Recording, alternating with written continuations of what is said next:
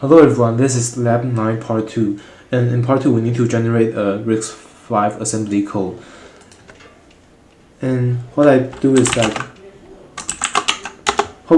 that we clone the GCC compiler from this GitHub repo, and we configure it using this command to configure with the RV32 architecture. And next we build it by make Linux. And next we write a bubble sort program. The bubble sort program looks like this.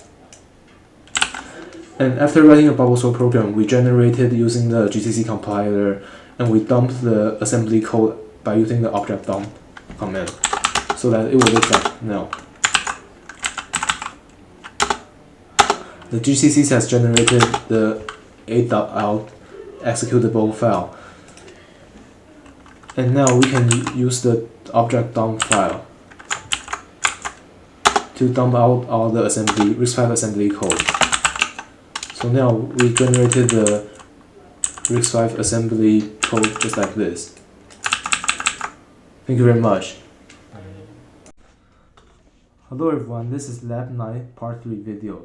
And in this Part 3, we need to design a 5-stage CPU to run a bubble sort code. This is the object dump file we generated in Part 2. And to make it simpler, we have write a simpler version of this, and in this version we have just used the add and store word and load word and like branch less than instruction, and we put all these machine code in the bubble sort in an instruction memory like this, and each instructions have 4 bubbles between them because we didn't design the hazard detection unit.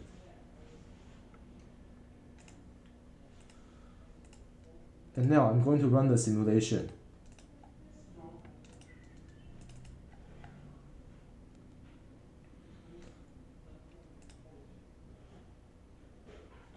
Yeah, we can now find out that at the end, the array will be sorted as follows: 1, 2, 3, 4, and 5.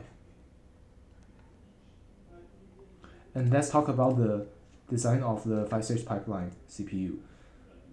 At first, the IF stage will fetch the instruction from the instruction memory, and in the ID stage, it contains 2 units. One is a control unit. It will output all the signals, and in the register file, it will output in the register file. It will output the R0 and R1 data, and in the EX stage, they have 3 units. The first one is the branch unit. It will calculate the branch address based on the result of the ALU and also the immediate value of the instruction.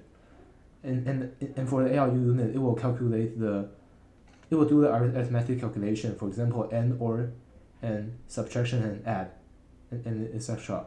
And the store unit, it will do the sign intention or the unsigned extension. For example, the store byte and store half word, it would be sign extended and given to the data here. And for the load and for the memory stage, it will reach the data memory and outputs to the load unit. The load unit is similar to the store unit. It will do the sign extension, and at the end, the write back stage will just write back the data back to the register file. Also, a point I need to mention is that the branch unit will just write back to the PC data as here. So that this is our lab 9 part 3. Thank you. Hello guys, welcome to the net FPGA implementation of Lab 9. So this is the uh, assembly level code for RISC 532I. So here we after writing the bubble sort algorithm for in C, we have generated the assembly level language using the RISC-V tool, which was previously explained in the Lab 9 Part 2 demo. Next, after initializing the hex dump for this particular assembly for RISC-V 32I, We generated the bit file for that.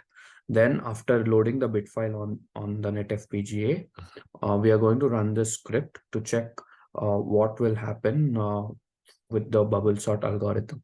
So basically, this bubble sort algorithm loads 3, 5, 1, 2, and 4 to memory locations 0, 1, 2, 3, and 4 respectively. So after that, first we will just disable the pipeline and run the script. After the and the script will enable the pipeline and check the values. So basically, here I've already loaded the bit file. I will just run the script to see what will be the before and after values. So here is the script running. So we are checking the register uh, at location 0, which is 3, 1, 0, 4, which is 5, 8, which is 1, and C, which is 2, and 1, 0, which is 4. Here, the locations increment by 4. So we have used that uh, methodology.